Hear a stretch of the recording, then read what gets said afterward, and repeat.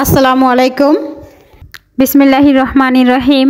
আজ আমি আমার চ্যানেলে নিয়ে আসলাম ফ্রাইড রাইস রেসিপি। ফ্রাইড রাইসটা কিন্তু খুব ইজিলি তৈরি করা যায়। কিভাবে তৈরি করেছি শেয়ার করতে চাচ্ছি।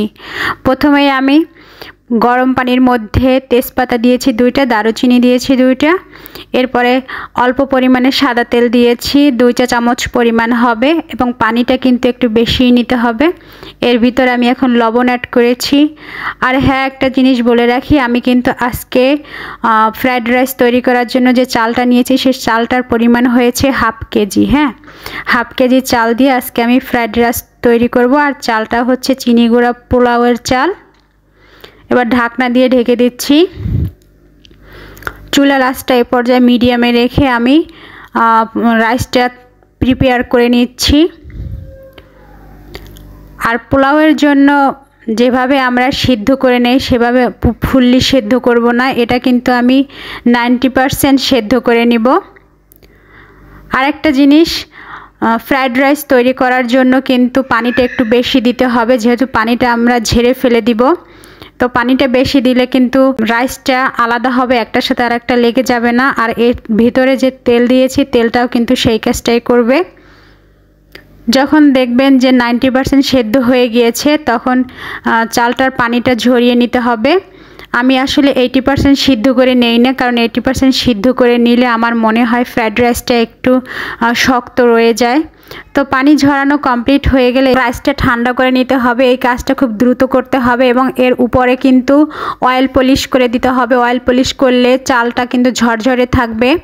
তো আমি খুব দ্রুততার সাথেই এই কাজটা করছি, অয়েল পলিশ করছি এবং নেড়েচেড়ে ঠান্ডা করে নিচ্ছি। ঠান্ডা করে নিতে হবে, এবং ফ্রাইড রাইসটা যখন তৈরি করবেন তার 12 ঘন্টা বা 10 ঘন্টা আগে আপনারা রাইসটা প্রিপেয়ার করে নেওয়ার চেষ্টা করবেন। এখন এটা আমার ঠান্ডা হয়ে গিয়েছে। বাটার ভরে আমি নর্মাল ফ্রিজে রেখে দিব।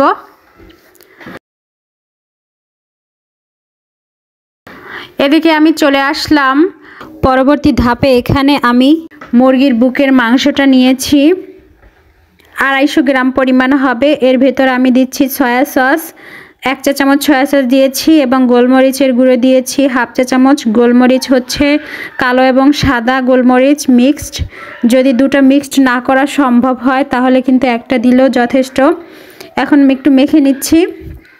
এটা আমি রেস্টে রেখে দিব 10 থেকে 15 মিনিটের জন্য। ছোট হাতগুলো যদি কাজে হেল্প করে তাহলে কিন্তু বেশ ভালোই লাগে। এখন এটা আমি ঢাকনা দিয়ে ঢেকে রেখে দিব।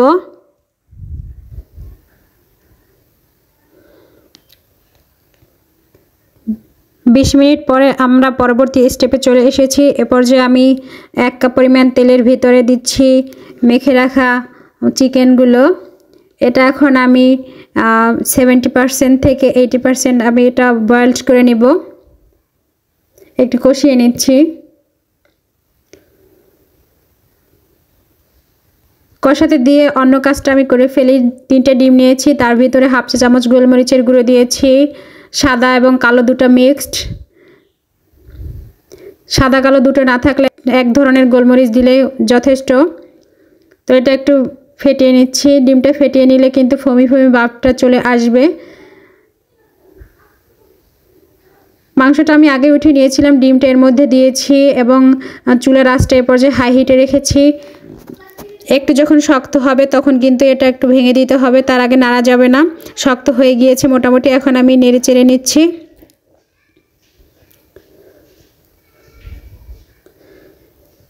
তিন 4 মিনিটের মতো আমার এটা করতে প্রয়োজন হয়েছে। এখন আমি এর ভিতরে চিকেন অ্যাড করছি। চিকেনটা দিয়ে আবার 3-4 মিনিটের মতো একটু কষিয়ে নিব। এ পর্যায়ে আমি অ্যাড করব গাজর এবং বরবটি। গাজর ও বরবটি আমি 3-4 মিনিটের মতো আগে একটু সেদ্ধ করে নিয়েছিলাম। এটা সেদ্ধ না করে নিলেও হবে, এ পর্যায়ে একসাথে সেদ্ধ করলেও হবে। আর হচ্ছে গিয়ে বরবটি এবং গাজর একই স্টাইলে কাটার চেষ্টা করতে হবে, একই ধরনের কাটলে দেখতে একটু সুন্দর লাগে। 3-4 মিনিটের মতো এটা সেদ্ধ করা কমপ্লিট হলে এ পর্যায়ে আমি অ্যাড করছি ক্যাপসিকাম, এবং আমি গ্রিন ক্যাপসিকামটা আজকে অ্যাড করছি। যে কোনো কালারের ক্যাপসিকাম কিন্তু অ্যাড করা যাবে। আসলে ফ্রাইড রাইসটা একটু কালারফুল করার জন্য হচ্ছে গিয়ে মাল্টি কালারের ভেজিটেবলস ইউজ করা হয়। এখানে যে একই ধরনের ভেজিটেবলস ইউজ করতে হবে তেমন কোনো বাধ্যবাধকতা নেই, যে কোনো ধরনের ভেজিটেবলস আপনারা ইউজ করতে পারবেন। তবে ক্যাপসিকাম গাজরটা একটু সেদ্ধ হতে একটু সময়টাও কম নেয় এবং এটা কিন্তু দেখতেও কালারফুল হয়, তাই এটা দেওয়া হয়। এখন আমি দিচ্ছি বাটার। বাটারটা কিন্তু খুবই ইম্পর্ট্যান্ট ফ্রাইড রাইসের জন্য।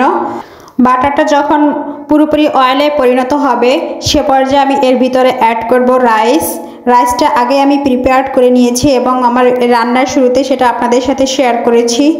সেটা এখন আমি অ্যাড করছি এবং এটা কিন্তু ব্যবহার করার আধা ঘন্টা আগে আমি ফ্রিজ থেকে বের করে নিয়েছিলাম, সেটাই এখন দিয়েছি। এ পর্যায়ে আমি একে একে সস ব্যবহার করব। তো এখানে আমি আজকের ফ্রাইড রাইসে 3 ধরনের সস ব্যবহার করব। প্রথমেই দিচ্ছি সয়া সস 1 টেবিল চামচ, আর দিব গিয়ে টমেটো সস বা টমেটো কেচাপ 1 টেবিল চামচ, আরও অ্যাড করব আমি ওয়েস্টার্ন সস 1 টেবিল চামচ। আর আগেই বলেছি যে ফ্রাইড রাইসের সময়, ফ্রাইড রাইস রান্না করার সময় রাইস প্লাস ভেজিটেবলসের রেশিওটা খুবই ইম্পর্ট্যান্ট।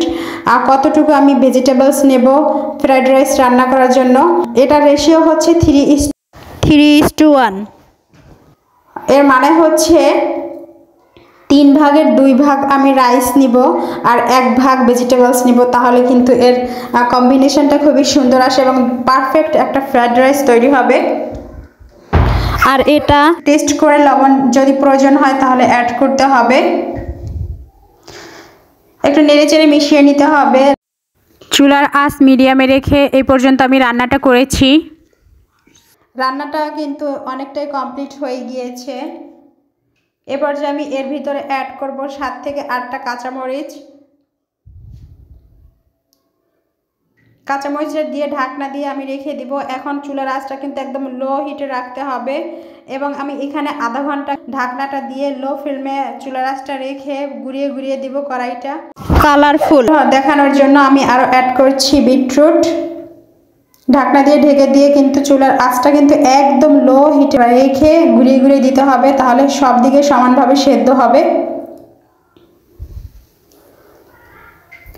কমপ্লিট হয়ে গেল ফ্রাইড রাইস রেসিপি। এই ফ্রাইড রাইস রেসিপিটা যদি আপনাদের ভালো লেগে থাকে তাহলে অবশ্যই আমার সাথে থাকবেন। আমার সাথে থাকার জন্য কমেন্টস শেয়ার দিতে হবে এবং আমার চ্যানেলটা সাবস্ক্রাইব করতে হবে। বেশি বেশি ভিউ করবেন এবং বাসায় চেষ্টা করবেন, কেমন হয়েছে জানাবেন। ইনশাআল্লাহ ভালো হবে। ধন্যবাদ। ভালো থাকবেন, দোয়া করবেন। সবাইকে আসসালামু আলাইকুম।